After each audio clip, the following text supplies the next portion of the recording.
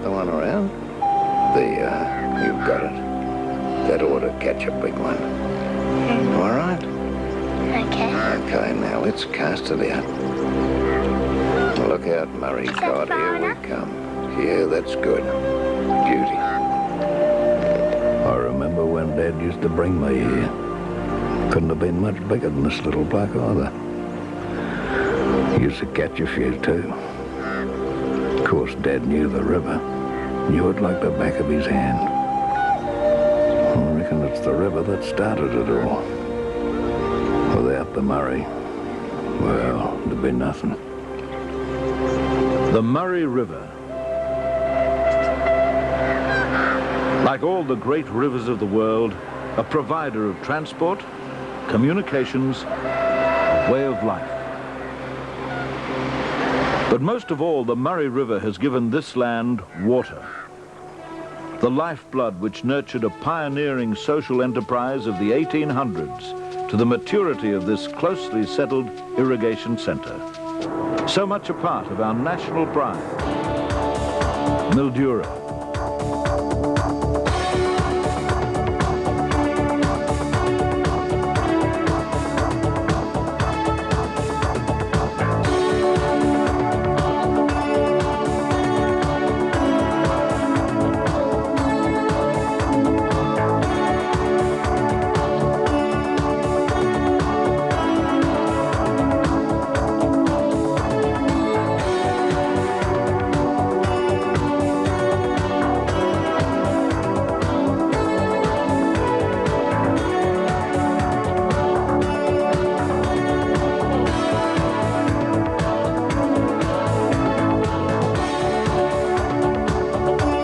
This oasis in the desert, Mildura. Today it's home for over 45,000 people who, using the miracle of irrigation, grow the grapes, the citrus fruits, the vegetables, the dried fruits. The basis of a massive horticultural endeavor worth over $200 million per year, with exports to 43 nations around the world. Mildura is a proud city of proud people. They boast a lifestyle of health and sunshine, of culture, and tourist delights. They'll tell you Mildura is a fine place to raise a family.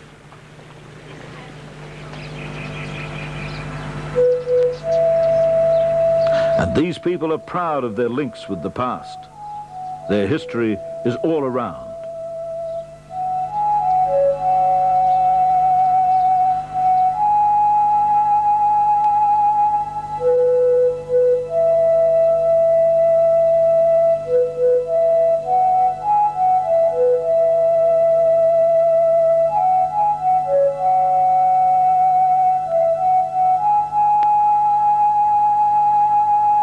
But the people of this town also have their heroes.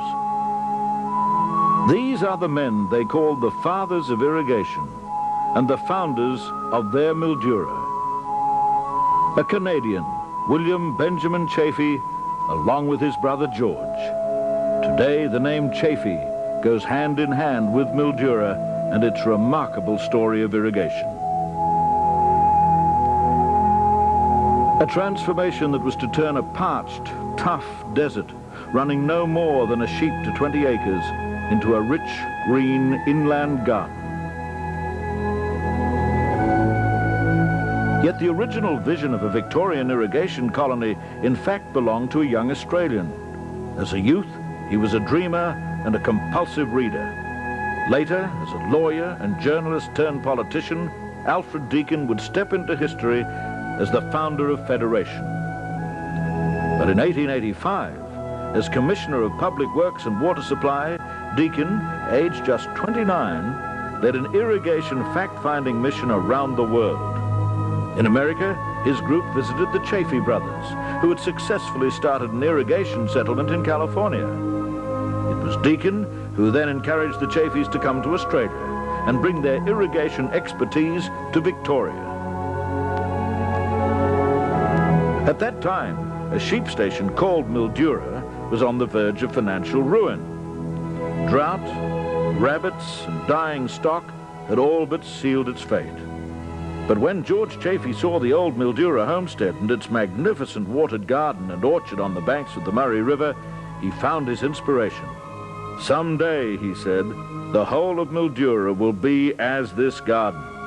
With those words, the Chaffee brothers were poised to make horticultural history in that Victorian desert wasteland. But there followed a period of parliamentary unrest over the Chaffees and their plans for Mildura. The opposition of the day referred to them as shrewd Americans and Yankee land grabbers. But with help and encouragement from Deacon and his supporters, the Chaffees were granted the Mildura Concession in 1887. This was the legislation which was to provide for the progressive development of Mildura as the nation's first planned irrigation colony. With it, the Chaffees went to work.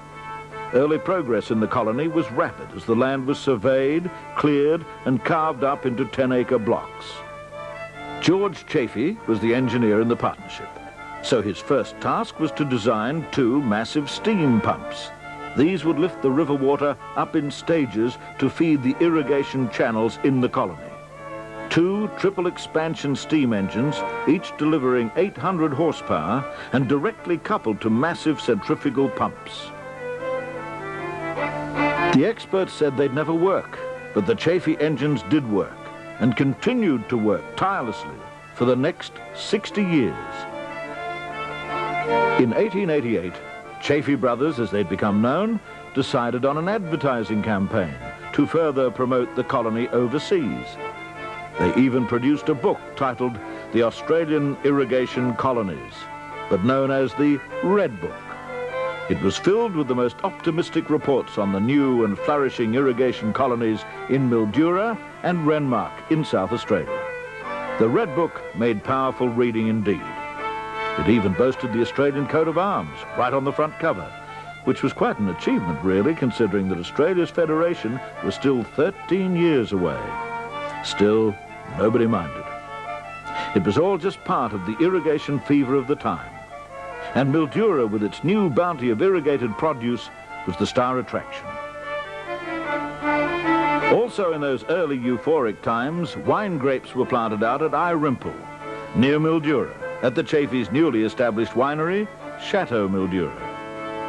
1891 saw its first vintage and another contribution to a great Victorian wine industry. And in that same year, W.B. Chaffee and his second wife, Hattie, moved into their newly built home, Rio Vista.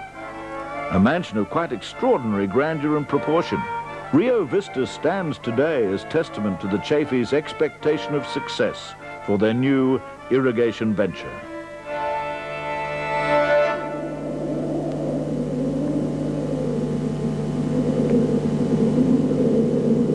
But then came a succession of unforeseen disasters. Suddenly there was a soil salinity problem, so severe that it threatened to end the colony. And before drainage answers could be found, there was widespread loss of trees and vines. Then in the mid-1890s, the great Australian banking and stock market crash, the likes of which had never been witnessed. The Chaffees were broke, and the heart of the colony, George Chaffee's irrigation pumps, ground to a halt. A tragic end to a great pioneering partnership. But despite enormous hardship, WB and many of the pioneering people of Mildura banded together and weathered that storm. They were able to develop their recently formed trusts, the first Mildura Irrigation Trust and the Mildura Raisin Trust. Today, the Australian Dried Fruits Association, born from that original Mildura Raisin Trust, serves 95% of the nation's dried fruit producers. There were other good things to come from those tough times too. Dried fruits were proving a new and robust crop in a time of uncertain transport to the Melbourne market. A massive drought across the entire nation in 1914 led desperate settlers to sandbag the nearly dry Murray River below the Psyche pumping station. A desperate measure to save crops, but it triggered the construction of the system of locks and weirs which today safely harness the Murray River. Then came a period of great development and expansion, largely through immigration and soldier settlement.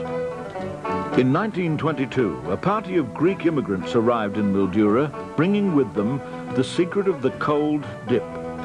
The formula gave Mildura the process it needed to produce the golden color quality dried fruits it is now famous for. By 1924, large new irrigation areas around Red Cliffs and Merbein had been developed for First World War soldier settlers and were in full production. These were the boom years. And now, a full-scale marketing effort.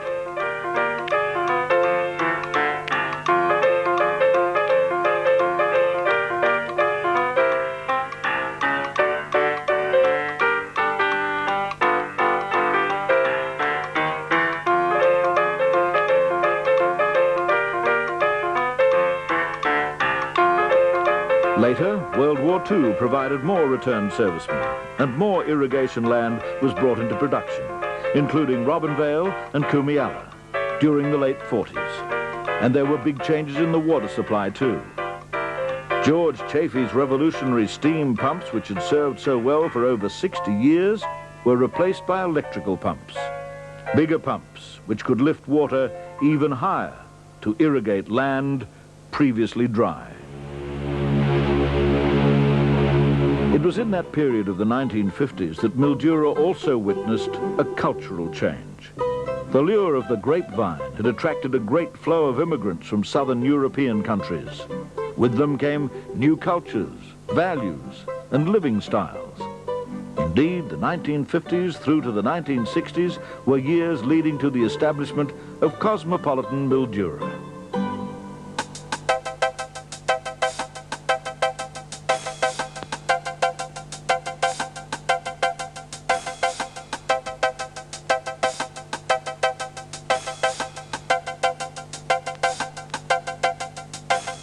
Today, irrigated horticulture is more than just dedication and hard work. It's about plant science and irrigation technology. And now, as always, Mildura is leading the way. With key research work at the CSIRO Merbein and the Department of Agriculture, growers today rely on scientific facts rather than good luck.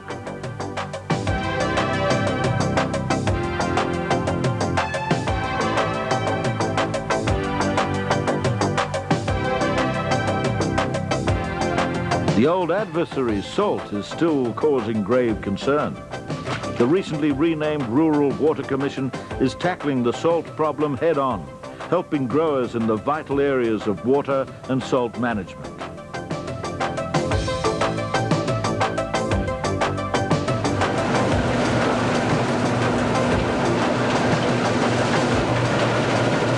Perhaps the other side of Mildura's new face is mechanization.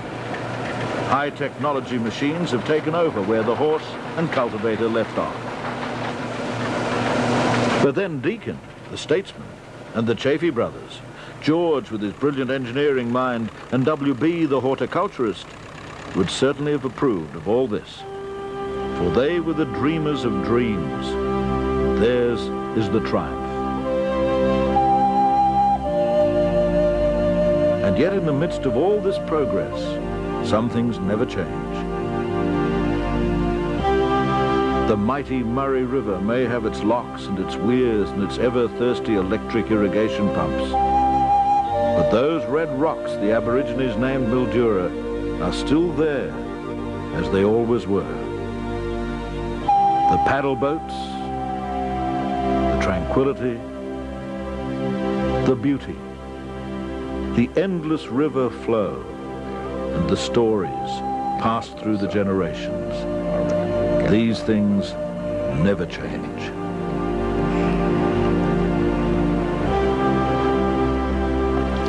Well, there you are, lad. Good weather, wasn't it? All you need's the right bait and a bit of patience. You'll always catch something. Okay, we better get home for tea now, eh? You know, I remember when I was your age. My dad and me were sitting here on this same rock. And we caught a Murray cod so big that Dad sent me home up to the house. And I had to get my brother to come down with a net and a bit of sapling that he'd cut off. And the fish was so big that they had to put it in the net, Dad and my brother, and carry it on their shoulders back to the house. Yeah, it was a whopper. I reckon it must have been that